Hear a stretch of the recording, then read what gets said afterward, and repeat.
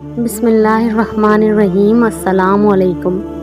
حضرت عیسیٰ علیہ السلام نے جب یہودیوں کے سامنے اپنے نبوت کا اعلان فرمایا تو چونکہ یہودی تورات میں پڑھ چکے تھے کہ حضرت عیسیٰ علیہ السلام ان کے دین کو منسوخ کر دیں گے، اس لیے یہودی آپ کے دشمن ہو گئے، یہاں تک کہ جب حضرت عیسیٰ علیہ السلام نے یہ محسوس فرما لیا کہ یہودی اپنے کفر پر اڑے رہیں گے اور وہ مجھے قتل کر دیں گے، تو ایک دن آپ نے لوگوں کو مخاطب کر کے فرمایا کہ کون میرے مددگار ہوتے ہیں اللہ کے دین کی طرف۔ 12 یا 19 حواریوں نے یہ کہا کہ یعنی ہم خدا کے دین کے مددگار ہیں، ہم اللہ پر ایمان لائیں اور آپ گواہ ہو جائیں کہ ہم مسلمان ہیں۔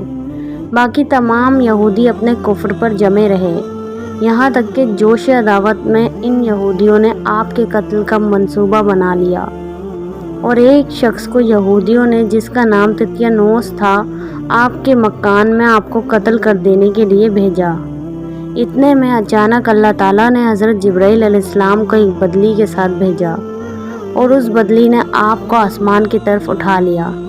آپ کی والدہ جوش محبت میں آپ کے ساتھ چمٹ گئیں، تو آپ نے فرمایا کہ اماں جان، اب قیامت کے دن ہماری اور آپ کی ملاقات ہوگی، اور بدلی نے آپ کو آسمان پر پہنچا دیا۔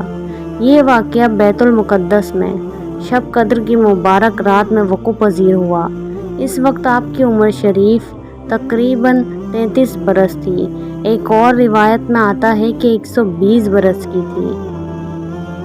تتیانوس جب بہت دیر مکان سے باہر نہیں نکلا تو یہودیوں نے مکان میں گھس کر دیکھا تو اللہ تعالیٰ نے تتیانوس کو حضرت عیسیٰ علیہ السلام کی شکل کا بنا دیا۔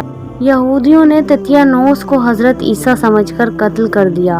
اس کے بعد جب تتیانوس کے گھر والوں نے غور سے دیکھا تو صرف چہرہ حضرت عیسیٰ علیہ السلام کا تھا، باقی سارا بدن تتیانوس ہی کا تھا۔ تو اس کے اہل خاندان نے کہا کہ اگر یہ مقتول حضرت عیسیٰ ہیں تو ہمارا آدمی کہاں ہے، اور اگر یہ ہمارا آدمی نہیں ہے تو حضرت عیسیٰ کہاں گئے۔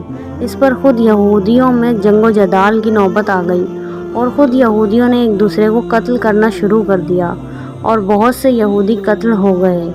آپ کے آسمان پر چلے جانے کے بعد حضرت مریم علیہ السلام نے 6 برس دنیا میں رہ کر وفات پائی۔